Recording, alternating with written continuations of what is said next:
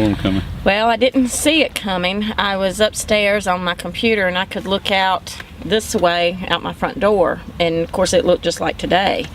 And then I was talking to my son on the telephone, and all of a sudden that big lightning hits, and it's just like the movies, you know, and so the lights go out like all over the whole neighborhood, and for a few seconds, and they come back on, and I get up and do something, then I go to the front door and I see something white in the middle of the street, so I'm thinking that's a bucket or something. I said, that was not there 2 seconds ago.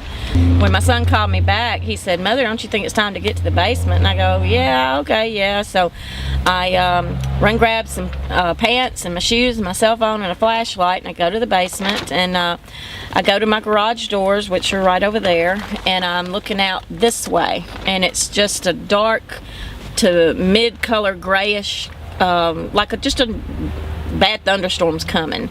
And I stood there for a few minutes, and then the trees right here just started bending to the ground. They weren't snapping yet, but you know, they'd been blowing and they just are bending to the ground. So I moved back to where I could still look out the garage door a little bit, the windows, and then I heard the jet engines. And it's not a train. This one was not a train. Whoever said that was wrong. It's just like a jet engine starting up, and it's like a 747 fixing to land on your house. And so I started getting back as far as I could in the basement, and I grabbed hold of a pole that holds up the basement. I don't know what they're called, support poles, I guess. And then I heard it explode upstairs. Just like the movies, an explosion, poof, just blew out the windows and the door and glass going everywhere. And just calmly, I wasn't hysterical. I just said twice. I said, I'm gonna die. I'm gonna die. And immediately God spoke to me and said, you need to start praying. And boy, did I. I started praying for people I knew, people I didn't know. I mean, I was pleading the blood of Jesus. Any verses I could remember, whether it was a whole verse or part, I was praying. And after I said that twice to myself, it's literally, I have truly felt the hand of death, because that's just like if I was gonna come up behind you and grab you.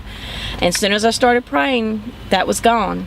And I knew that I knew I was going to be alive. I didn't know if I'd be injured or what, but I knew I would be alive. And I was praying out loud, and when I started tasting grass and dirt in my mouth, I knew the house was gone, because there's no grass or dirt in my basement. And then when it was over with, evidently the force just had moved me over about 6 to 8 inches, because the pole I was holding on to was gone. And I was pinned by a TV and everything. The basement was just full, so whatever it came down was over on my left and in front of me. And I couldn't see behind me, and I couldn't see straight up, but I could see out and a little bit to my left and right, and just everything's gone. And so I was trapped, and I called 911 immediately. My cell phone worked, and the man, he was just doing his job, you know, I thank him for that, but he said, I told him who I was.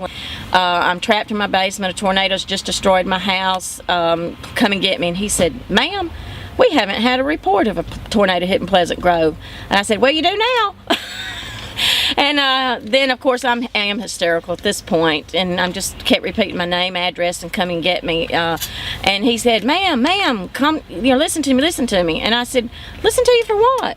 I said, what are you going to tell me to do? Because, you know, I mean, you know, I guess I expected him to realize that I'm okay. And so I finally said my cell phone battery was low, so I just hung up. And then I called my son, and obviously, just human nature, the first thing out of his mouth when I told him that the house was gone and I'm trapped, he said, Mother, are you sure? And I went, yes, Nicholas, I'm sure. And so he said he would wait 5 to 10 minutes to make sure the storm had passed, and then he came over, and I'm not sure, I'm saying it was, 3 to 5 miles from here to the church that he had to stop and run all the way. And so they pulled me out, and God's grace saved me. Nothing but God's grace. It's all God.